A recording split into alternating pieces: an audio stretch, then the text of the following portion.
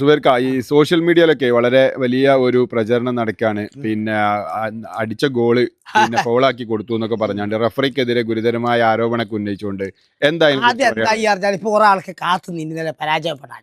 കാരണം വലിയ വലിയ ടീം പോയി, പോർച്ചുഗൽ പോയി, ബ്രസീൽ പോയി, ജർമ്മനി പോയി, ആരാരുള്ള. അപ്പൊ ഇവരോട് എങ്ങനെ 2 ഗോളിന് ടെൻഷൻ എന്താ അറിയോ? 2 ഗോളിന് എല്ലാവരും കൈവിട്ട് അർജന്റീന പുറത്തേക്ക് പോവുകയാണ് എന്നുള്ള ആഘോഷിക്കുന്ന സമയത്ത് ബ്രസീലും പോർച്ചുഗൽ ഫാൻസാണ് ഏറ്റവും മുന്നിൽ. ഈജിപ്തിന്റെ ടീമായി മാറുകയാണ്. അത് വലിയ സുഖം ഉണ്ടാവില്ല. കാരണം 2 ഗോൾ തോറ്റിക്കലും ടീമിലെ കയ്യൊഴിഞ്ഞ് അർജന്റീന ഫാൻസ് പോലും കയ്യൊഴിഞ്ഞു. അർജന്റീന ആൾക്കാർ പോലും പ്രതീക്ഷിച്ചാലും ഞാനല്ലേ പറഞ്ഞു കഴിഞ്ഞ രസമില്ല, അർജന്റീന പുറത്തേക്ക് പോകും. ആ സമയത്ത് തിരിച്ചു വരുന്നത്. അപ്പൊ തിരിച്ചു വരുന്നത് 3 ഗോളിനെ തിരിച്ചു വരുന്നത് അടിച്ചിട്ട്.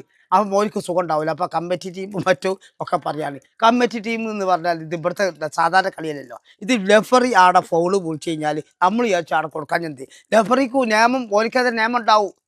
ആ വ്യത്യസ്ത നിയമം ഉണ്ടാവും. അപ്പൊ നമ്മൾ കാണുന്നതിന് മാതിരി അല്ല ഫുട്ബോളിന്റെ കാഴ്ചയിൽ. ഒരുപക്ഷെ അവര് ഒരു വലിയ ടീം പരിശോധിച്ചിട്ടാണ് ഇതൊക്കെ വിളിക്കുന്നത് അല്ലേ?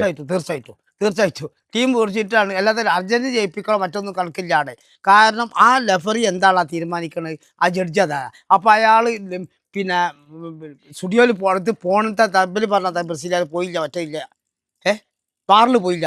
ബാറിൽ പോണെന്ന് ലെഫറിക്ക് തീരുമാനിക്കും. ലെഫറിക്ക് അറിയാം ആടെ പുറത്തുള്ള കുറെ സംവിധാനം ഉള്ള കമ്പ്യൂട്ടർ മറ്റോ കണ്ടില്ല.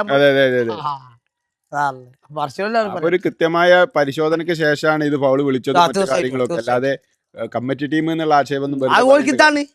2 ഗോളിന് തോറ്റിക്കാണ്. അർജന്റീന പുറത്തേക്ക് പോകണപ്പോ തിരിച്ചു വരുമ്പോൾ സുഖം ഉണ്ടാവില്ലല്ലോ. അപ്പൊ ഈ ബെലാട്ടി കുറച്ച് മിന്നു കിടന്നല്ലോ.